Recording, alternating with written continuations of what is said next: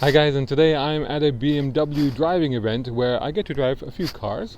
I will try to get at least two done today. The first one I'm going to be doing is the one you can see behind me. It's the new 4 Series Gran Coupe. It's the M440 is the one I'm going to try with the 3-litre engine. I think it's about 375 horsepower. Again, because I'm at a media day, I don't have all the spec details on me, so I'll put them all on the screen, but I do know that it's about £54,000. The car that's directly behind me is the one that I'm going to be taking out. Let's have a quick look at that, and then we'll quickly take it for a drive.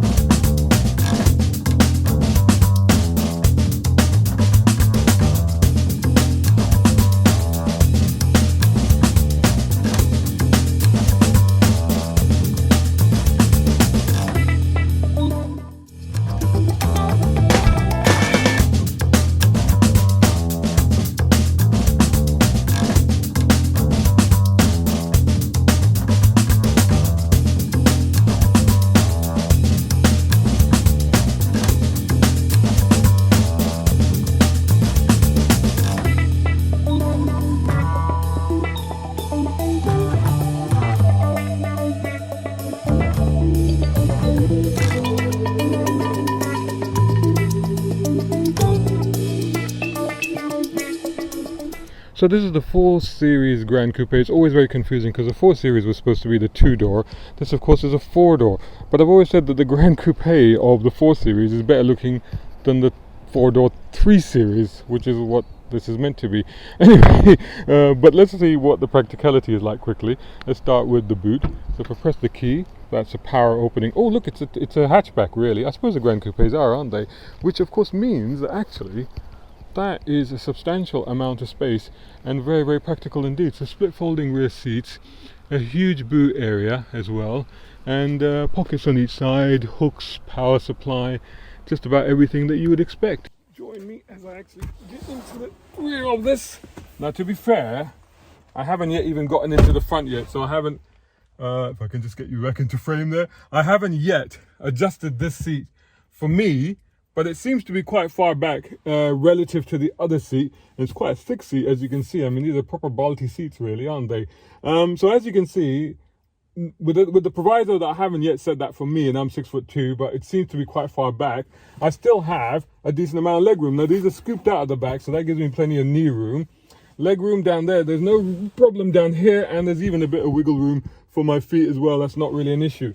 Very nice back here. There is, of course, an armrest, and in the armrest, the typical BMW cup holders. Over here, you've got 2 micro USBs, and you've got your climate control and 2 vents as well. And of course, Isofix child seat, anchor points as you would normally expect, Harman Kardon sound system, and quite nice. The roof does come quite low, but it's just about right. I think if I was any taller in my torso, that'd be an issue. So if you are a bit tall, you might want to just check that out.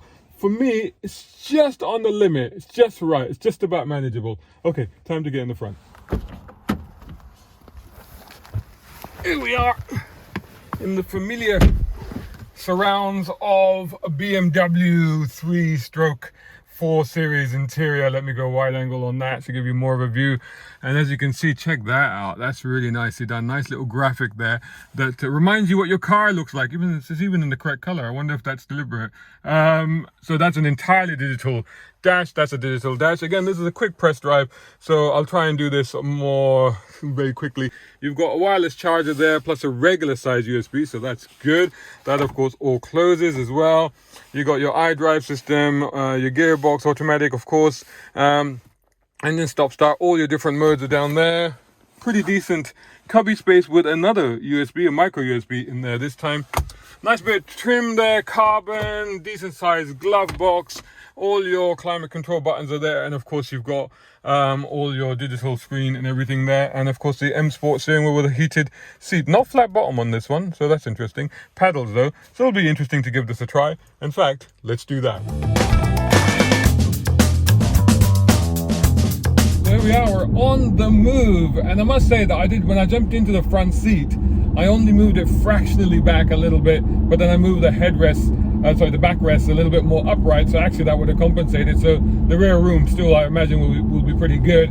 At the front, I just moved the steering forward towards me a little bit, obviously reach and rake adjustable, but other than that, very comfortable, sorted. And like I was saying before, you know, I gotta say that it's one of the BMWs, it does feel like, always feels like coming home to me, because I'm a former BMW owner, and I've always had a little bit of an affinity with them. So when I jump into like particularly like a 3 Series genre, let's say 3 Series genre, I know this is a 4 Series, but let's say that, it does feel comfortable. It feels like, yep, I'm home, I'm in the right place, you know, and I settle into it straight away. And straight away, like, you know, on the drive, you know, feeling sorted, you know, it's like, let's go, let's do this, you know. It's that sort of car. That's what BMWs are, though, aren't they? So we're on the move. We're on some nice bits of road now, and it's generally, the ride is very nice. It's in adaptive mode at the moment, you know, so let's actually go into sports, because the road's pretty good. Oh, it firmed up straight away. In fact, that might be a little bit too firm. That's actually quite a bit of difference. That's interesting, that. But the steering has become a little bit more direct, and the car has just become a little bit more urgent. I might put it back into adaptive, because I think adaptive was coping quite well. Yeah, I mean, yeah, I think there is a little bit of a difference. So yeah, definitely leave it in adaptive for now, until I find a road where I really want to get the full benefits of that sports mode. At the moment, no issues with visibility. Very interesting mirrors, because they don't quite touch, you know. It's got like this two things. It's got like a blade at the top of the mirror that doesn't quite touch the actual A-pillar. So it's almost like it's an aerodynamic aid rather than a support for the mirror itself. Mirrors are good. Of course, it's got all-around 360 camera as I was pulling out of the car park. That was quite useful.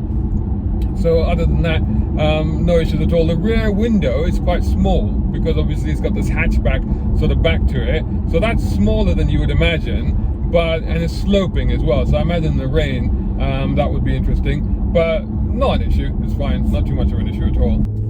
So I've got it back into sports mode now. I managed to reconfigure it, so because of course you can configure this stuff. So I've put the steering and the transmission and everything is in sports, and I've just put the suspension into comfort, just to basically you know, give myself a little bit more comfort, really. So getting to enjoy a few little roads now. I can hear immediately the gear change. You're getting a little bit of a pop on each gear change. I haven't yet used the paddles. It does have paddle shifts as well. Maybe I'll give those a go now. Let's see. Oh, nice. Quick change, very responsive on the paddle. It's an automatic, but you can use the paddles, and they do respond very well. So M6, so it says M6. I don't know if that means it's changed permanently into M. Let's see if it changes back into automatic as I slow down. Oh, it has changed back into automatic. So the steering is in heavy mode, obviously, now that it's in sports, and it is slightly firmer, but it's not overly so. It's not anything where you'd expect it to be talking to you like a sports car. Although having said that, it's proved to be fairly accurate, precise and responsive, that's for sure.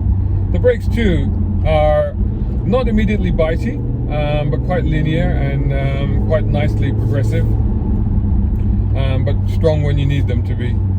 The ride in this format, I think, is so much more suited to these roads, because it's just calmer. It's still composed, it still holds the car in its correct attitude very well, but it doesn't jar and it doesn't bump as much as it does when you go into full sports suspension. So this is actually ideal for this. So whilst I'm just waiting for this red light, just thinking about the looks of the car, the Gran Coupes are always, I think, the best looking ones. Certainly the 6 Series, I think, is one of the sleekest BMWs out there. So they are the better ones to have. They always leave me a little bit confused when it comes to the 3 Series and the 4 Series Gran Coupe, because it's like, why don't you just make the 3 Series look as good as the 4 Series Gran Coupe does? Of course, the 3 Series now has a different grille on it, and this one has the 4 Series grille on it, which is a grille of some debate, but I've grown used to it. I don't mind it at all now, actually, to be honest with you. So this is probably the one to have for sure. In terms of performance, I mean, this car is M440.